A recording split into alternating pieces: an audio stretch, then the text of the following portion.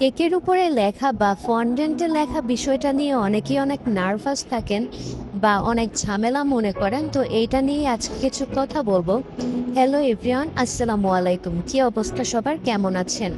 আমিও আলহামদুলিল্লাহ অনেক ভালো আছি।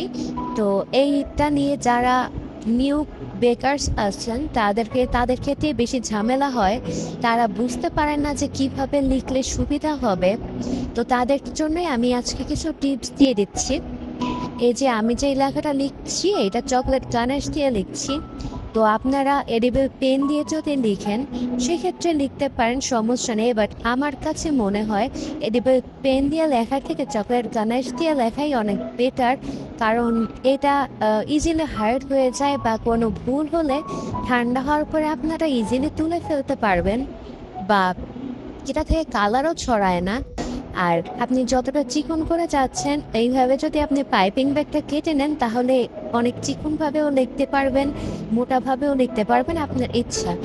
তো এইখানে আমি ডিরেক্ট ফন্ডেন্টের উপরে লিখছিলাম। এরপরে যদি কখনো টাইম পাই আমি আপনাদেরকে ডিরেক্ট কেকে লিখেই দেখাবো। তো আপনাদের হয়তো বুঝতে সুবিধা হচ্ছে যে আমি এখানে কিভাবে লিখছি। আর বেশি বেশি করে যদি আপনারা প্র্যাকটিস করেন, ফন্টেন্টে না হোক কোনো প্লেটে বা যেখানেই হোক, আপনারা যদি আপনাদের হাতের লেখা সুন্দর না হয় কেকের লেখার ক্ষেত্রে, তো বারবার যদি প্র্যাকটিস করেন তাহলে দেখবেন যে সেটা আরও ইমপ্রুভ হচ্ছে। তো এই যে দেখেন আমি এটা লিখে ফেললাম, কেমন হয়েছে অবশ্যই জানাবেন। তো আপনারাও প্র্যাকটিস করতে থাকলে একসময় অবশ্যই পারবেন। যত বেশি প্র্যাকটিস করবেন লেখা তত বেশি সুন্দর হবে। এই তো।